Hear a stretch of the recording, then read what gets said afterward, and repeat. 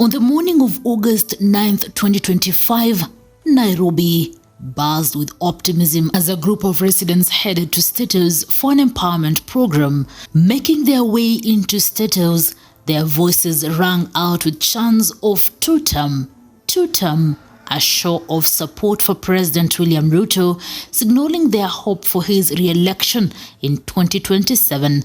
The energy was high, with attendees drawn from over 1,100 business groups in Nairobi's marginalized communities, seemingly aligned with Ruto's bottom-up economic transformation agenda. But by the afternoon, this unity unraveled as the same group left State House boarding a matatu. After allegedly receiving 2,000 shillings each, their chants shifted dramatically. WanTam, Ruto Must Go, Kasongo Mwizi, Liar. The slogans accusing President William Ruto of being a thief and a liar while demanding he serve only one term.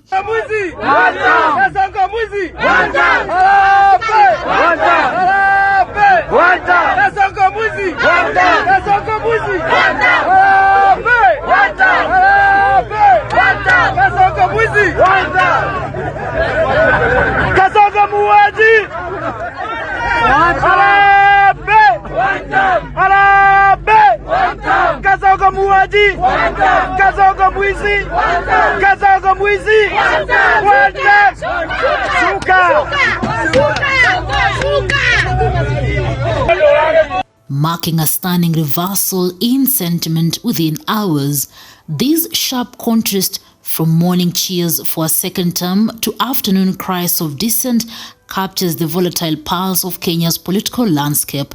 WanTam, meaning WanTam in Swahili, has become a rallying cry for those disillusioned with Ruto's leadership.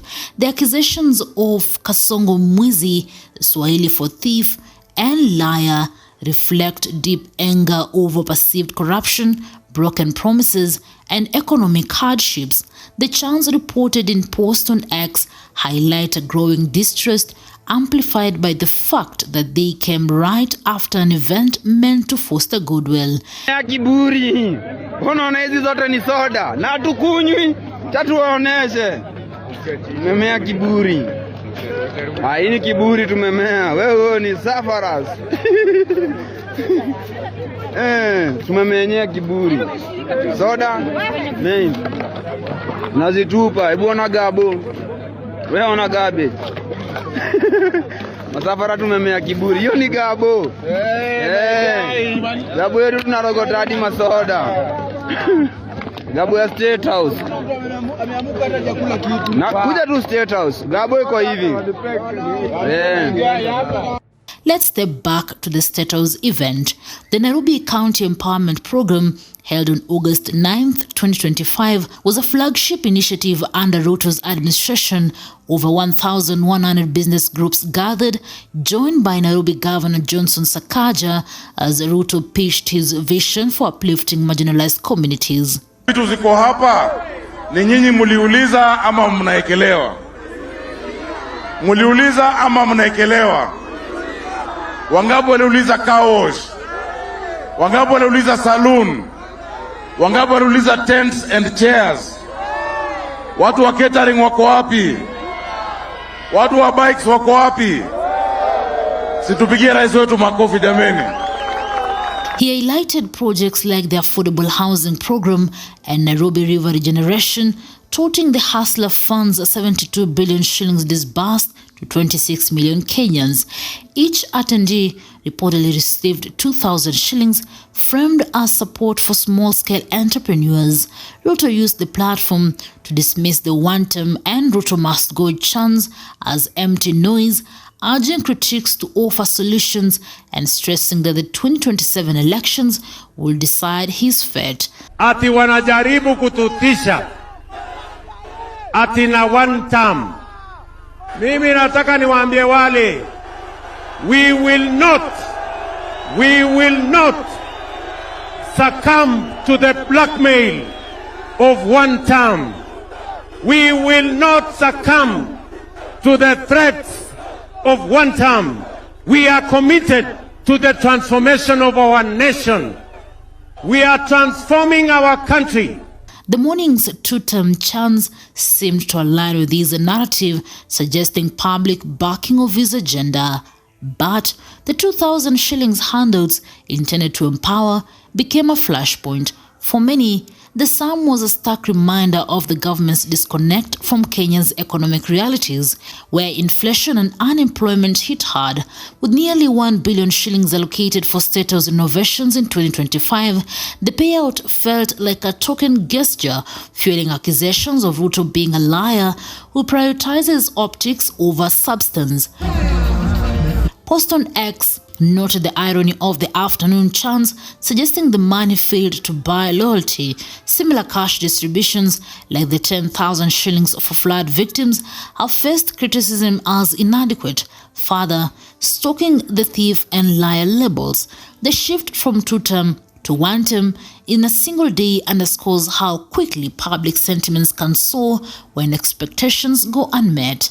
The WanTam movement is a powerful force. Heard at events like the Nairobi City Marathon on July 6, 2025, and a football match at Nyayo Stadium, it is rooted in frustration over policies like the Finance Bill 2024 and unfulfilled promises to ease living cost.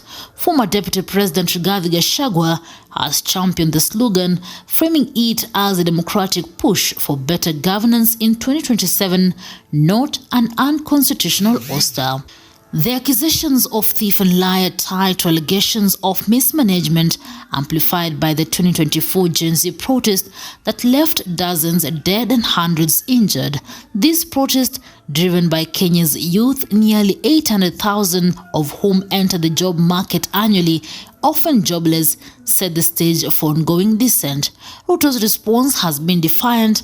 At State House, he called the WanTam chants wash-wash conmanship, insisting they lack substance. He has defended reforms like the Social Health Authority (SHA) and university funding changes as necessary despite public pushback. Allies like Raila Odinga urge Kenyans to judge him in 2027, while others like MP Kosgei dismiss the opposition's tactics as propaganda. Yet, the shift from two-term to WanTam among the same group shows that even Ruto's outreach efforts are failing to bridge the trust gap. The afternoon chants, accusing him of theft and deceit, reveal a sentiment that no amount of money can silence. Public sentiment is deeply divided. On X, users like @JimmyKings call the chants a storm against the failed regime, while @December argues they distract from addressing past corruption. The empowerment program, meant to uplift, has been criticized as a political move, with similar events in Nakuru also met with WanTam chants. The morning's two-term support, possibly driven by event organizers or initial optimism, crumbled under the weight of economic realities and perceived insincerity. What does this mean for Kenya? The dramatic shift from two-term to WanTam in a single day reflects a nation at a crossroads. The 2024 protest showed the power of Kenya's youth, and with 2027 approaching, the WanTam movement is gaining steam. Ruto's two-term campaign aims to counter this, but the chance after the State House event suggests his leadership faces a steep challenge. Newsroom, Maisha TV, reader Kering Chebet.